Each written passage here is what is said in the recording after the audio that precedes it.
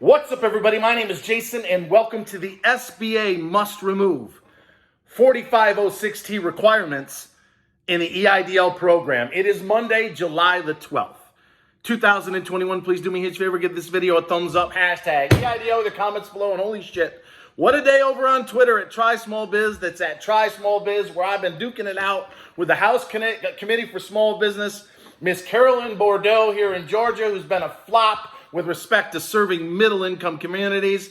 And who is this guy named Brian New, that's N-E-W, at CBS, who's about to dig into why in the world is the SBA, which is sitting on $28 billion of unspent targeted IDL money, not paying out between 5 and 7 million folks that are in middle-income communities. So ladies and gentlemen, pull up a chair, grab a cup of coffee, ice cold beer, gigantic bottle of water. Here we go. All right, ladies and gentlemen, I can say this with absolute confidence.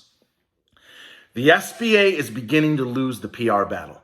There are more and more investigative reporters. CBS just joins the fold here in the last 48 hours. So if you live in Texas, where a lot of the calls come from the SBA with respect to loan officers, if you live in the great state of Texas or know somebody that does, pinned in the top comment on Twitter at Try Small Biz is Brian New, N-E-W, at CBS. He wants to hear your horror stories. So if you got problems with the targeted Eidl advance, the supplemental, or 24 months of working capital, 4506T, you've been accused of being dead when you're actually alive, or backed up on child support, right? Patrick Terpstra and the woman that he interviewed in Maryland who has 13 employees, she never had kids, but according to the SBA, she's 2 months behind on her fucking child support. So if you have any problems and you know someone or you happen to live in the state of Texas, make sure you connect with Brian New at CBS on Twitter, because he's going to dig into not only what's going on with respect to your file by way of interviewing some of you, but he's starting to get into what we've been saying now for the last several months. Right, Speak and See, right, Builder, right, Aubrey Janik. Stephen Carlson had a great video today on what it's actually going to take to sue the SBA and what we have to do before that. And of course, we've got Ryder over at Skip and Max Maher, who's down on the beach. I mean, I'm a little jealous, man. It looks really nice down there. So those are the 6 or 7 people. I'm sure I'm leaving out a couple that are new, that are fighting every single day.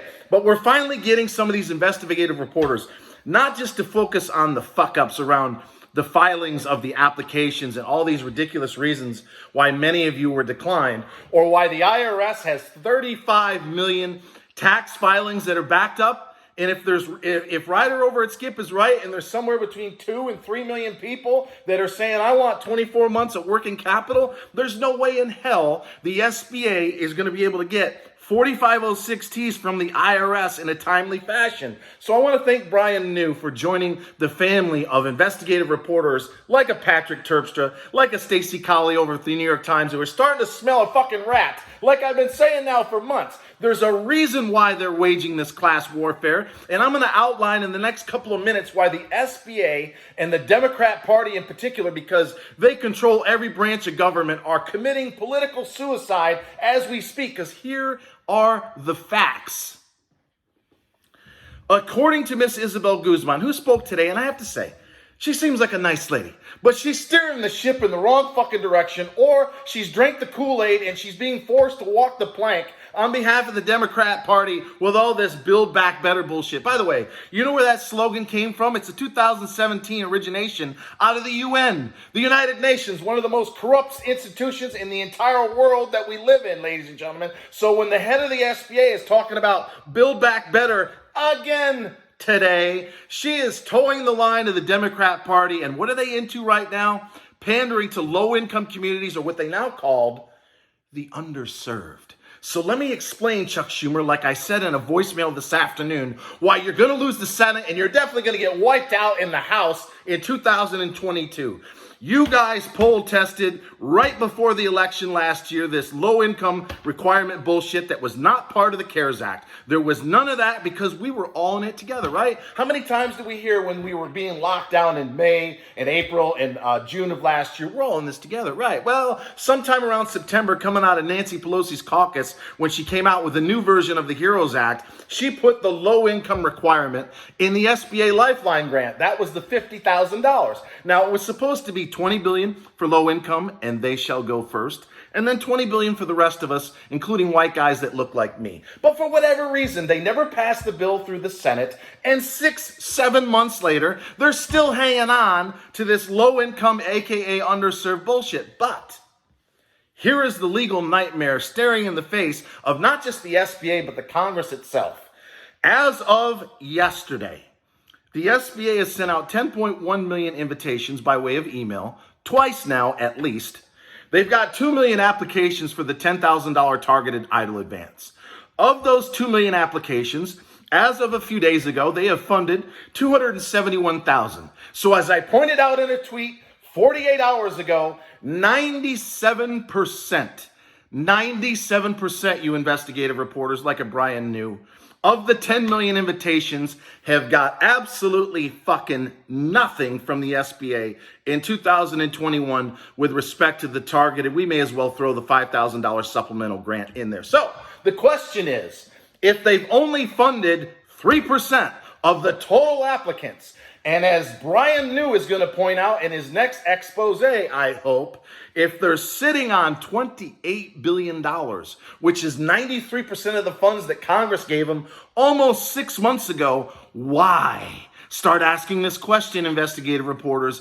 If they've got all the money and they're going outside the program now to spend your taxpayer dollars trying to lure low-income voters into the fold, why are they not taking care of between 5 and upwards of 7 or 8 million middle-income families that are already in the queue? They don't have to go out and advertise and spend your taxpayer dollars to get those people. They're people like you, many of you, and myself that applied last year before the December 27 cutoff. So we're finally starting to see the ship being steered in our direction as the SBA is beginning, not totally, but beginning to drown under the pressure of waging this class warfare bullshit on behalf of the Democrat Party. So Chuck, as I told you in an email and another voicemail this afternoon, when you have gone all in on low income, aka underserved, and you have only funded 271,000 after almost 6 months for the targeted Eidl advance,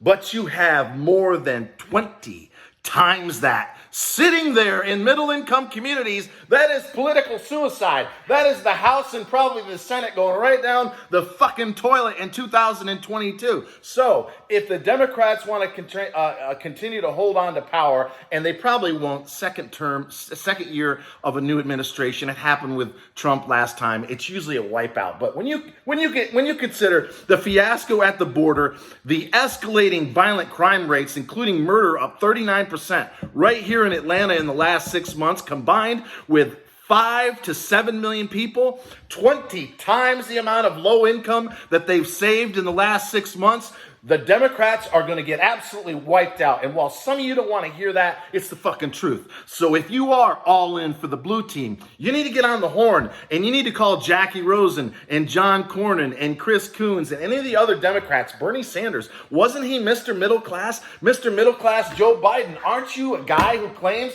for the last 40 years that you stand up for the blue collar, $50,000 to $100,000 American of every color, creed, and persuasion that is busting his or her ass to help build the United States of America? Well, middle class go. Maybe you should get a hold of Corn Pop. Maybe we can get Corn Pop to issue an executive order and take care of the people that you and Chuck Schumer and crazy Nancy Pelosi promised to take care of last year when you were roasting Trump and Mnuchin in letter after letter after letter with respect to Miss Javita Carranza in the SBA. So ladies and gentlemen, here's the deal.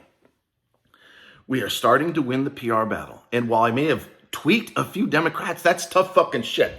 I am telling you guys the truth. They have gone all in on something that is going to get them absolutely destroyed in 2022 if they don't get their shit together. And if I am a Republican, and I'm not saying that I am standing on the largest soapbox I can get my hands on right now and say, you know what, John Cornyn, let's use you an example. You're a tough guy. You're arguably one of the toughest Republicans that we have. Why aren't you standing in front of the microphone, even if if it is true that you can't get many, if any, Republicans to vote for any Democrat bill and say, you know what? I personally think that turning our back on middle-income families, like many of the ones I represent in middle-income Dallas, Texas, is absolute bullshit. So the fact that we can't come together in a bipartisan way to issue $15 billion or just reappropriate over $250 billion that is sitting at the SBA right now is an absolute fucking farce. Now, you can leave out the S word. I wouldn't, but you can. So until next time, ladies and gentlemen, I hope you enjoyed this. And always remember, I love each and every single one of you.